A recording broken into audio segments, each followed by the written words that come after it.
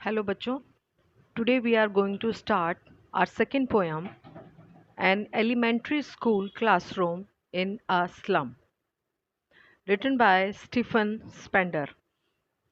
जैसा कि नाम से पता चल रहा है, An Elementary School Classroom in a Slum, मलिन बस्ती की पाठशाला की एक कक्षा।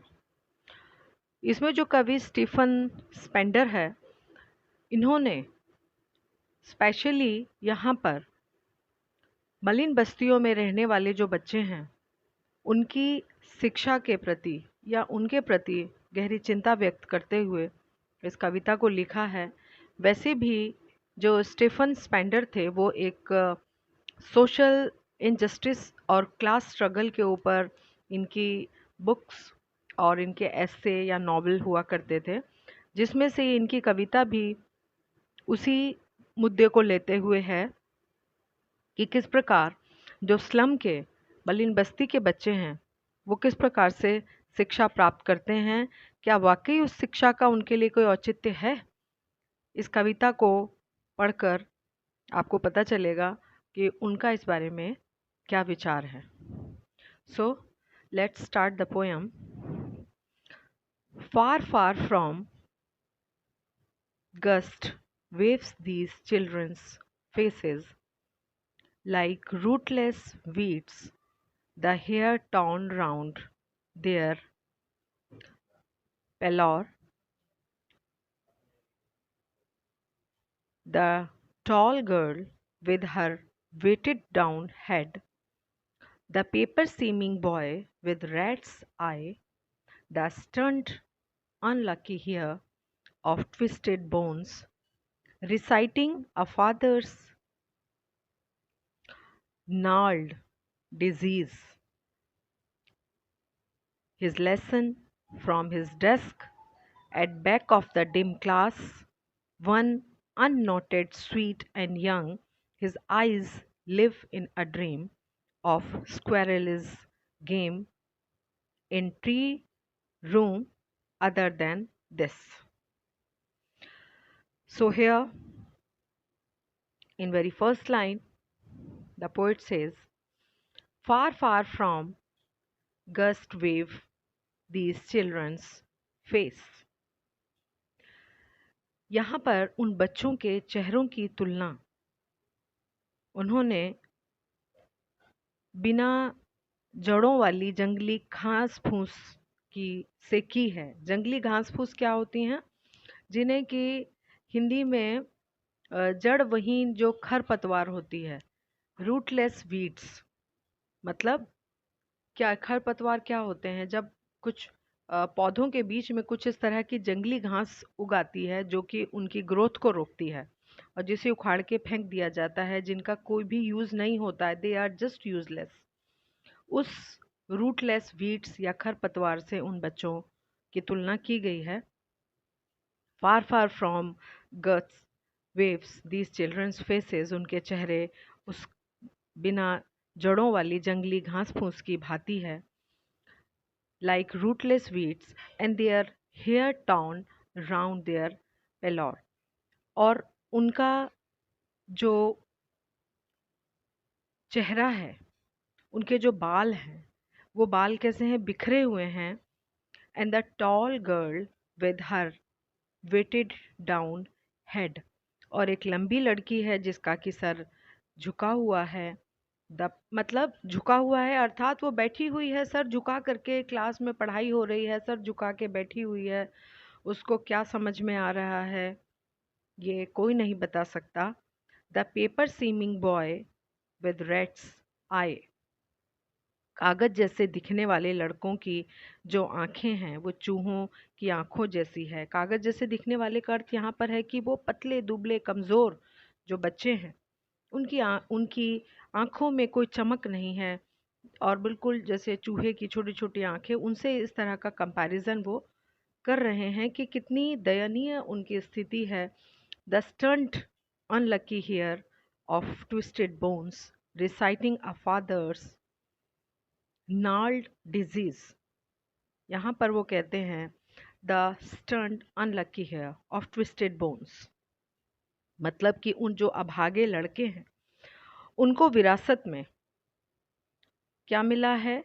अपने पिता से मुड़ी हुई हड्डियां और उनके पिता की जो बीमारी है, गठिया वाली बीमारी, मतलब यहाँ पर जो नाल डिजीज, नाल नाल मीन्स यहाँ पर है नौबी, नौबी गांठदार, गांठदार जो बीमारी है, दैट इज गठिया, वो उन बच्चों को विरासत में मिला है। And his lesson from his desk, और वो वहाँ डेस्क पर बैठे अपना पाठ सुन रहे हैं। At back of the dim class one unnoted sweet and young, और वो जो कक्षा है, जो क्लास है, जहाँ पर क्लास हो रही है, जहाँ पर रोशनी की कोई व्यवस्था नहीं है, अंधेरी कक्षा है, जहाँ पर के अननॉटेड स्वीट एंड यंग, एक बहुत ही छोटा सा प्यारा सा बच्चा, his eyes live in a dream, उसकी आंखें एक स्वप्न देख रही हैं जिस पर किसी का ध्यान नहीं है। और वो क्या देख रहा है? Of squirrels game in tree room other than this, वो किसी अन्य पेड़ वाले कमरे में गिलहरी के खेल के बारे में सपने देख रहा है, अर्थात उसका ध्यान पढ़ाई में नहीं है। आगे स्टेंजा में कवि कहता है, ऑन सोर cream walls donations Shakespeare's head, cloudless at dawn, civilized, dome riding all cities, ballet, flory, Trilos Valley, open handed map, avoiding the world, its world.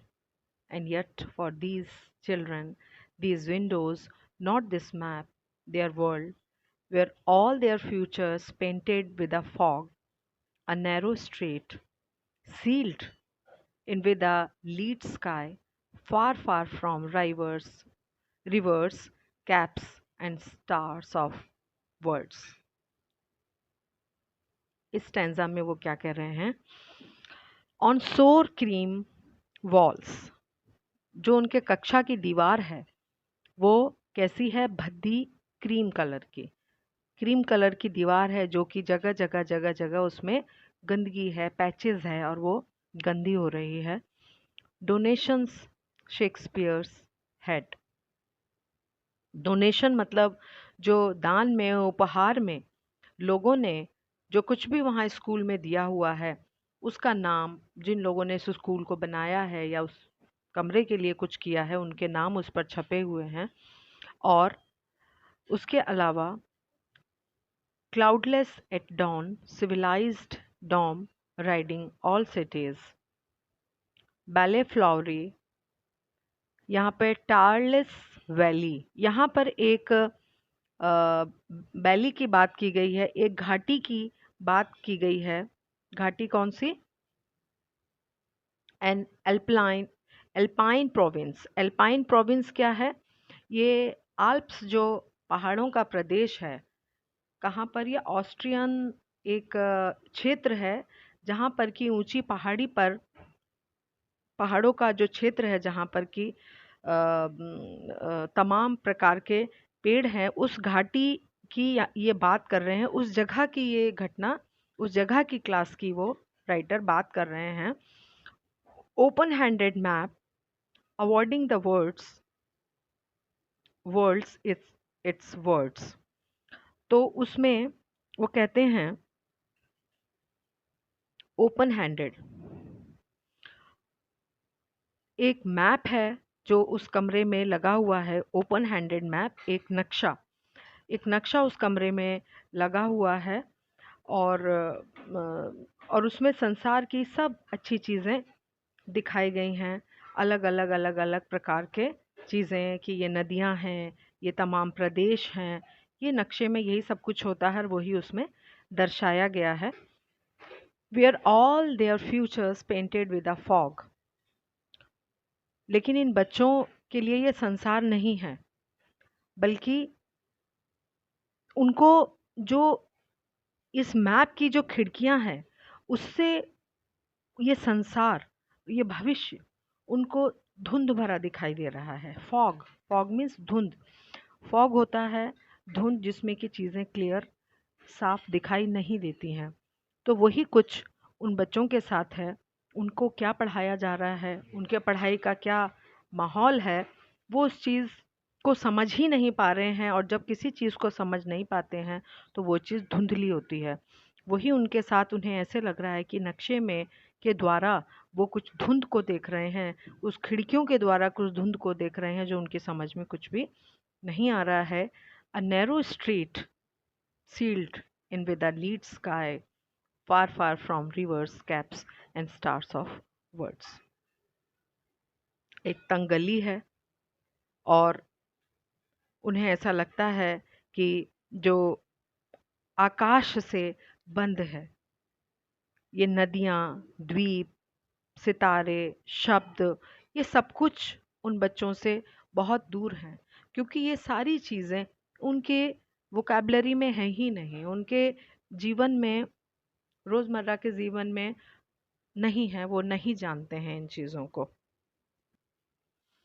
बच्चों, इस पोएम में 4 स्टेंजा हैं जिसमें से 2 अभी हम कर चुके हैं और 2 हम अपने नेक्स्ट सेगमेंट में करेंगे। आज के लिए इतना ही। इससे रिलेटेड क्वेश्चन आंसर्स मैं आपको भेज रही हूँ और इसका सेंट्रल आइडिया अपनी अपनी कॉपी पर आप कर लीजिएगा और मुझे सेंड करिएगा। आज के लिए इतना ही। Okay, have a nice day.